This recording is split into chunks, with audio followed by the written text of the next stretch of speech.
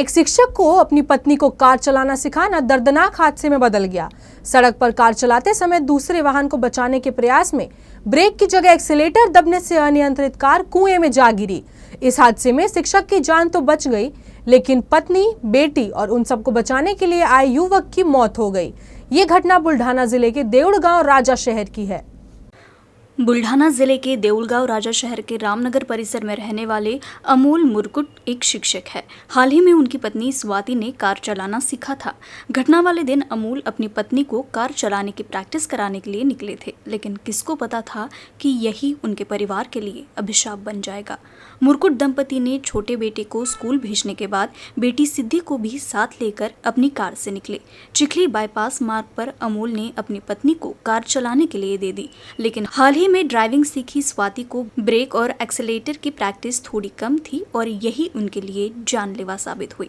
Car चलाते समय एक दूसरे वाहन को बचाने के प्रयास में जल्दबाजी में ब्रेक की जगह एक्सीलेटर दबने से अनियंत्रित हुई कार पास के 70 फीट गहरे कुएं में जा गिरी। इस दौरान अमोल ने किसी तरह एक पेड़ का सहारा लेकर अपनी जान बचा ली, लेकिन इस हादसे में उनकी पत्नी और बेटी की मौत हो गई। इतना ही नहीं बल्कि उन सबको कार समेत कुएं में गिरता देख बचाने के लिए कुएं में छलांग लगाने वाले पवन पिंपले की भी मौत हो गई।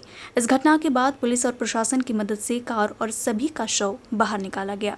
रामनगर कॉलनीमध्ये एक व्यक्ती, त्यांची पत्नी आणि मुलगी असे तिघेजण कारमध्ये जात होते। त्या व्यक्तीच्या पत्नीला ते कार शिकवत होते। ते कार शिकत असताना अचानक ॲक्सिडेंट झाला आणि कार ही बाजूलाच असलेल्या एका खोल जुन्या काळातील म्हणजे चालू स्थितीत नसलेल्या विहिरीमध्ये जाऊन पडली। त्या विहिरीमध्ये 50 ते 55 फूट पाणी आहे। साधारणपणे विहीरसुद्धा 60 ते 65 फूट खोल आहे। या घटनेची माहिती मिळताच आमचे स्थानिक तहसीलदार, ठाणेदार तातडीने घटनास्थळावर दाखल झाले। तसेच अग्निशामक दल, क्रेन, मोटर पंप वगैरे सगळे तिथे घेऊन गेलेले आहेत आणि जे पाणी आहे, पाण्याची पातळी जास्त असल्यामुळे पाणी तातडीने बाहेर काढणं सुरू आहे 2-4 पंप लावून। आणि जसं पाणी खाली जाईल तर पाणी खाली जाताच क्रेन आणि अग्निशामक दलाच्या मदतीनं ती कार आणि त्यामधल्या ज्या बॉडीज आहेत त्या बाहेर काढण्यात येतील।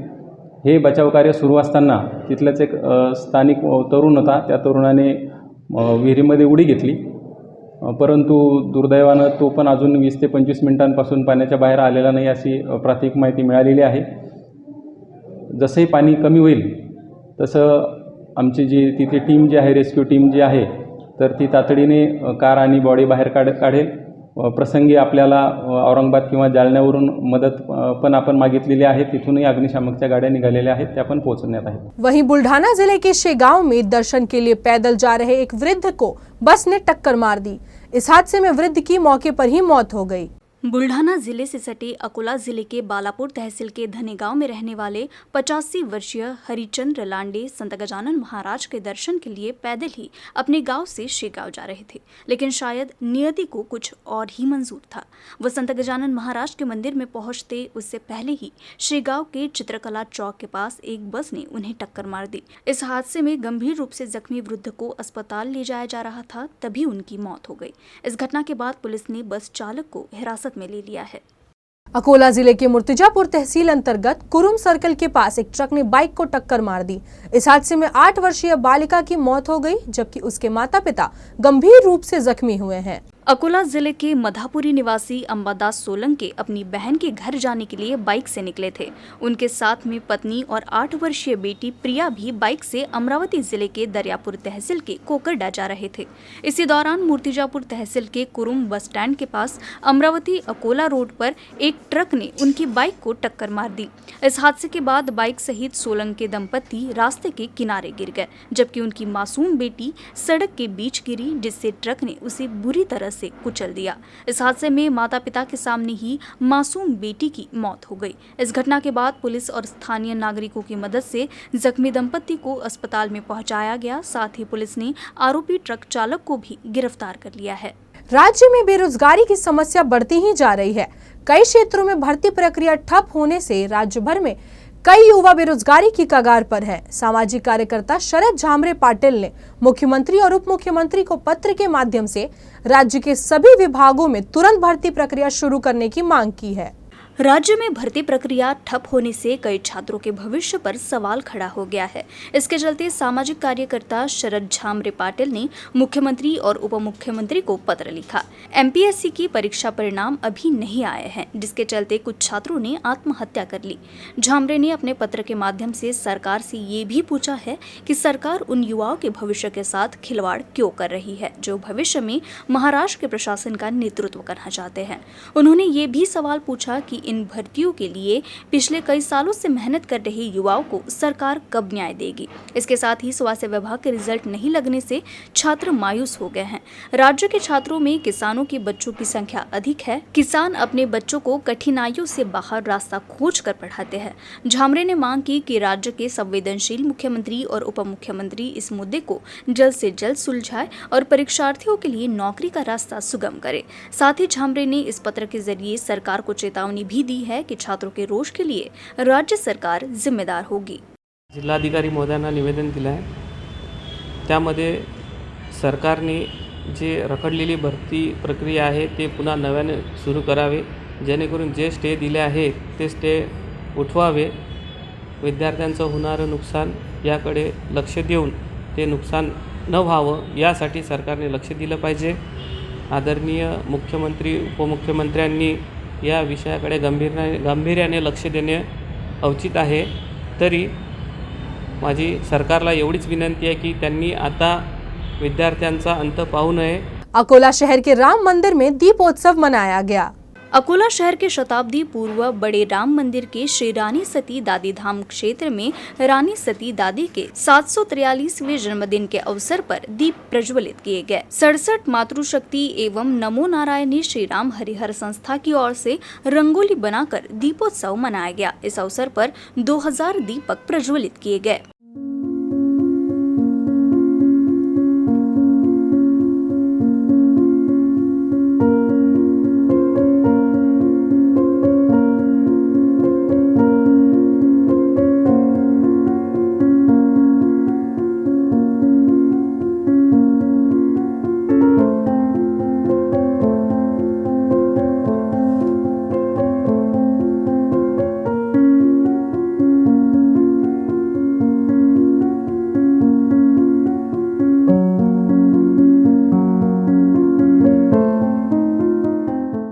अकोला रोगी कल्याण समिति के सदस्य और वंचित बहुजन अघाड़ी के पदाधिकारी पराग गवई ने 4 अज्ञात शवों का अंतिम संस्कार किया।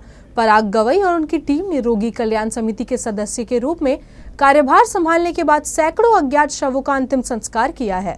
अकोला शहर के खदान थाना क्षेत्र की धौपदाबाई झारेकर को इलाज के लिए मुख्य अस्पताल में भर्ती कराया गया था, जहां इलाज के दौरान उनकी मौत हो गई। सामाजिक कार्यकर्ता और वंचित बहुजन आघाड़ी के सदस्य पराग गवई को मृतक के परिजनों की आर्थिक हालत खराब होने की बात का पता चलते ही उन्होंने धौपदाबाई झारेकर का विधिवत अंतिम संस्कार किया। साथ ही सिविल लाइन थाना क्षेत्र में रेल लाइन पर 30 वर्षीय अज्ञात युवक व रेल हादसे में 60 वर्षीय वृद्ध का शव मिला, जबकि रामदास थाना क्षेत्र में 47 वर्षीय व्यक्ति का शव मिला था।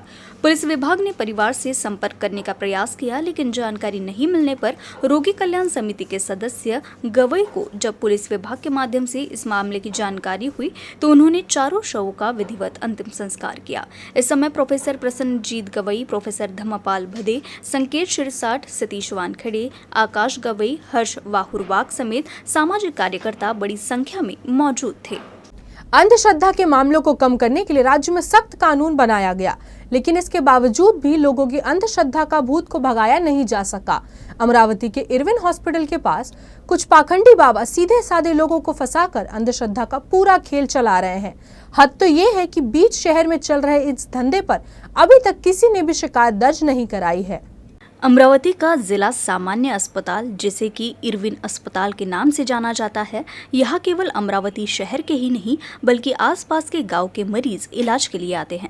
लेकिन यहाँ इसके साथ ही कुछ पाखंडी बाबा भी अपना डेरा जमा लिए हैं। अस्पताल परिसर के पास ही मरीजों और उनके रिश्तेदारों को अपनी बातों में फंसाकर उनसे पैसे लूटने का खेल चल रहा है। इतना ही नहीं बल्कि कुछ लोग दिन के समय ही सबके सामने शराब और गांजा पीते नजर आ रहे हैं।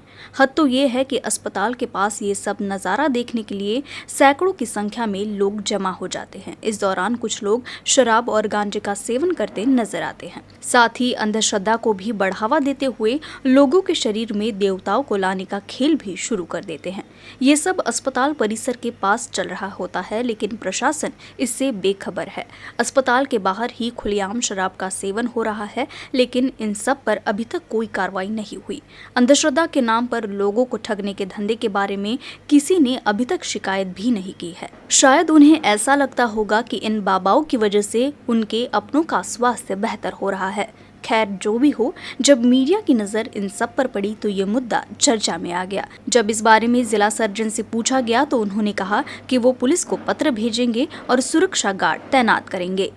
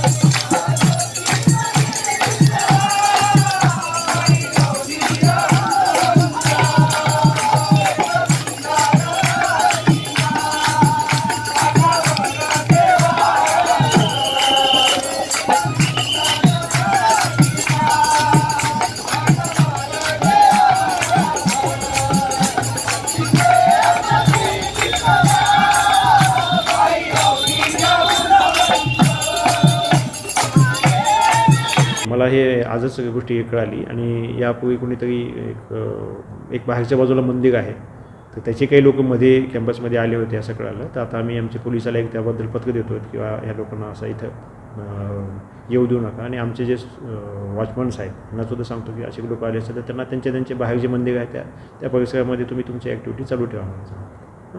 हॉस्पिटलमध्ये परिसरामध्ये ह्या ॲक्टिव्हिटी आम्ही यापुढं कुठलेही होऊ देणार नाहीत. केंद्र सरकार के निर्देशानुसार पूरे देश में मार्च के महीने में बाघों की गणना की गई थी, लेकिन महाराष्ट्र में बाघों की गणना के कुछ कारणों से रोक दिया गया है, जिसके बाद सील के निर्देशानुसार अब फिर से बाघों की गणना शुरू हो गई है, लेकिन इस गणना से ठाणे जिले को बाहर रखा गया है। राष्ट्रीय बाघ संरक्षण प्राधिकरण के निर्देश पर 3 साल बाद भारत में बाघों की गणना का कार्यक्रम चलाया गया, जिसके अनुसार देश भर के 39 राज्यों में बाघों की गिनती की गई। वन रक्षकों ने 6 दिनों तक ऑनलाइन गणना की, लेकिन राज्य में तब बाघों की गणना बाधित हो गई थी। चंद्रपुर जिले के ताड़ोबा अंधारी व्याघ्र प्रकल्प में एक बाघ द्वारा एक महिला वन रक्षक को जान से मार डालने के बाद गणना रोक दी गई थी। वैसे राज्य के कुछ हिस्सों में गणना की गई, लेकिन जब राज्य भर से प्राधिकरण द्वारा एकत्रित डेटा का आकलन किया गया तो उसमें कुछ खामियां थी, जिसके बाद महाराष्ट्र को नए सिरे से बाघों की गणना करने का निर्देश दिया गया था। मानसून के कारण बाघों की गणना में बाधा होती रही, इसलिए 1 से 6 नवंबर तक महाराष्ट्र में बाघों की गणना शुरू कर दी गई है। लेकिन ठाणे जिले में बारिश की वजह से अभी भी जंगल में मिट्टी गीली होने से और दलदल होने से वहां बाघों की गणना अभी नहीं की जा रही। इसके अलावा राज्य के सभी जिलों में गिनती शुरू हो गई है। अमरावती जिले के नंदगांव खंडेश्वर तहसील के पिंपड़गांव निपाणी गांव में खेत में रखे सोयाबीन की ढेर में किसी ने आग लगा दी। इस आग में 40 क्विंटल सोयाबीन जलकर बर्बाद हो गया। नंदगांव खंडेश्वर तहसील में पिंपलगांव निपानी के किसान नामदेव घवले के खेत में आग लगने से 40 क्विंटल सोयाबीन जल गया और 2 से 2.5 लाख रुपयों का नुकसान हुआ है। किसान ने सोयाबीन की फसल तैयार होने के बाद अपने खेत में ही काट कर रखी थी, लेकिन किसी अज्ञात व्यक्ति ने सोयाबीन की ढेर में आग लगा दी, जिससे पूरी फसल जलकर बर्बाद हो गई। आग के कारण किसान को करीब 2.5 लाख रुपयों का आर्थिक नुकसान हुआ है। नामदेव घवले ने बैंक से कर्ज लेकर खेती की थी, लेकिन इस तरह से आग में फसल बर्बाद होने से वो बड़े आर्थिक संकट में आ गए हैं। इसलिए नामदेव घवले ने सरकार से तत्काल आर्थिक सहायता की मांग की है। खबरों का सिलसिला आगे यूं ही जारी रहेगा। आप देखते रहिए UCN न्यूज। नमस्कार।